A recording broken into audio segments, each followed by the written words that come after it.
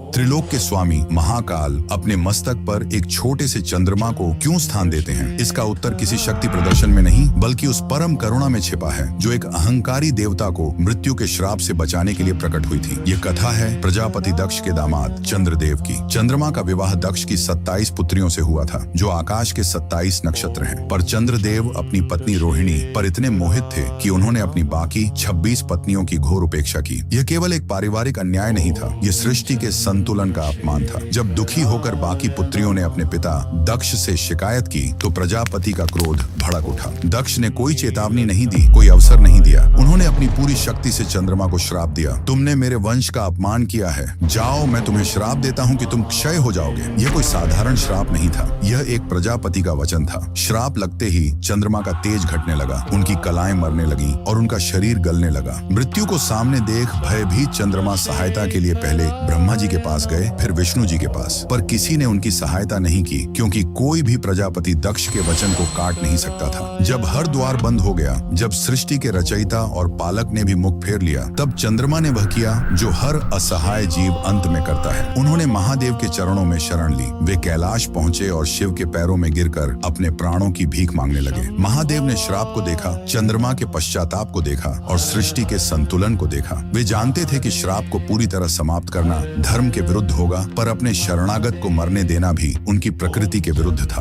तब उन्होंने एक ऐसा मार्ग निकाला जो केवल महादेव ही निकाल सकते थे। उन्होंने चंद्रमा को उठाया और अपने शीश पर अपनी जटाओं में धारण कर लिया। शिव के शरीर का स्पर्श पाते ही चंद्रमा की मृत्यु रुक गई। महादेव ने श्राप का मान रखते हुए उसे संशोधित कर दिया और कहा, दक्ष का वचन व्यर्थ नहीं जाएगा। तुम 15 दिन क्षीण होगे, पर अगले 15 दिन मेरी ऊर्जा से तुम पुनः पूर्ण हो जाओगे। उसी दिन से कृष्ण पक्ष और शुक्ल पक्ष का चक्र आरंभ हुआ। वह अर्धचंद्र महादेव के मस्तक पर एक आभूषण नहीं बल्कि एक वचन है। यह वचन है कि जो कोई भी, चाहे वह कितना भी दोषी क्यों न हो, यदि सच्चे पश्चाताप के साथ उनकी शरण में आता है तो वे उसे मृत्यु के मुख से भी निकाल लाते हैं। वह चंद्रमा इस बात का प्रतीक है कि महादेव का दरबार न्याय का नहीं बल्कि करुणा का दरबार है। उस चंद्रशेखर के सम्मान में जो अपने भक्त के लिए श्राप को भी वरदान बना देते हैं, कमेंट्स में ओम चंद्रशेखर नमः अवश्य लिखें।